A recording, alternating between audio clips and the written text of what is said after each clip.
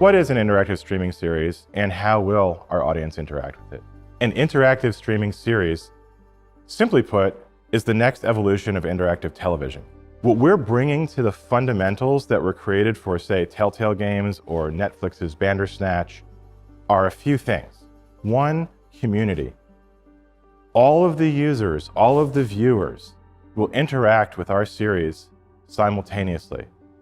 They will be influencing a continuously unfolding story canon that they all experience together. Everyone sees the same thing. Everyone participates in the same decisions. And when those decisions are made, that's canon for everyone. You can't go play on a different server and see something else happen. You can't roll back and try again. The entire community is causing the story to change over time with their decisions. That's the next evolution of what it means to have interactive entertainment, is that it's not just an individual experiencing a story, but I'm experiencing a story with all of my friends. And we can talk about it, and we can debate it, we can disagree, we can agree, and we can come together and try to bring other people with us to shape the story of what's going to happen. And because we want to reward people who are there for the live story events, but not punish the people and exclude the people who weren't able to be there live, we also have to do something with our narrative design that's not really been done before, where we have the decisions that are being made remain open for a day, a week, so that everyone can participate. The premise of Silent Hill Ascension is to take the promise of the original Silent Hill and the brilliant mythology they've developed of how somebody's individual trauma and unresolved issues can become very real threats and monsters that can hurt you. What we want to do is to take that premise and look at it across a broader lens. So we're going to more global locations, and we're looking deeper at how those relationships may be impacted by this trauma. So if I have unresolved trauma, how does that affect not only me, but the people around me? How does it infect the community? And if it stays unresolved, how might it affect my descendants if I never actually face it? One of the things that we're introducing in this Silent Hill is the idea of collective delusion. So this is not just localized to one person. An entire town is experiencing this shared delusion, which means that things could be real, things could be a figment of their imagination. They really don't know. And we're kind of playing with that idea within the narrative. I think what's really critical here is looking at the psychological trauma and the psychological history of the characters, because so much of what was built in the original Silent Hill was about how these people's anxieties and unresolved issues became expressed and manifest in the world as very real threats. And so part of what we want to do is to give that same suspense and bring that into the storytelling for Silent Hill Ascension. So the most important thing for me was to make these characters relatable to the audience, so the audience cares about them and wants to see them redeemed. When we're doing character development, these are really flawed, broken people. These are people who've been through trauma. These are people who've traumatized others, and they're working through that.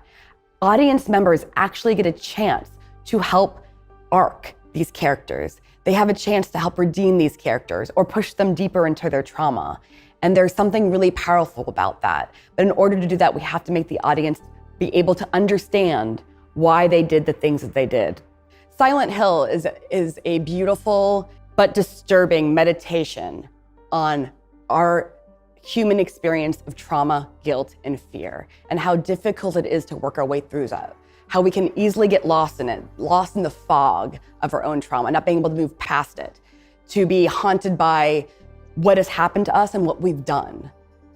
In terms of the visual design for this project, Bad Robot has an absolutely incredible art direction team. And I think they really understand the heartbeat of the franchise and what fans expect in the design for creatures. The creature designs are heavily inspired by the core traumas, and we have chosen to emphasize the trauma between all of our characters as a collective whole: violence, domination, and obsession. The creatures in Silent Hill are often projections from the minds of the major characters. The nature and the appearance of these creatures are also linked to their surroundings, which at times can create an incredibly horrifying visual contrast. The whole idea of Silent Hill Ascension was perfect for me. When I first got spoken to about it by Stefan, I thought this would be perfect, actually, because I almost feel like I've been living in Silent Hill for quite a number of years. I've lived a very surreal world. The work of Akira Yamaoka in the original score was definitely a great inspiration. Fantastic mood setting, world, what world am I in, and just sort of like setting the guidelines for the inescapable sadness and the inescapable beauty, but also horror.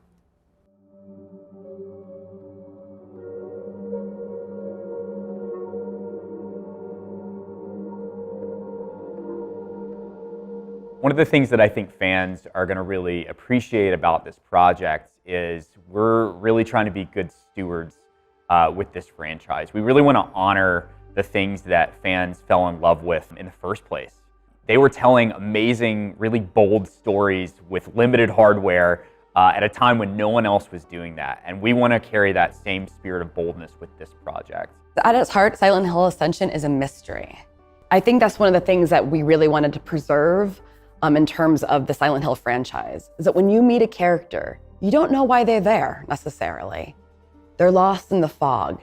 They're being stalked by creatures. Why? What brought them there? What did they do? What happened to them? What did they experience? And it's that mystery of those characters that we carry throughout the entire season and watch that mystery unravel, discover who these characters really are. And it's not always what you think.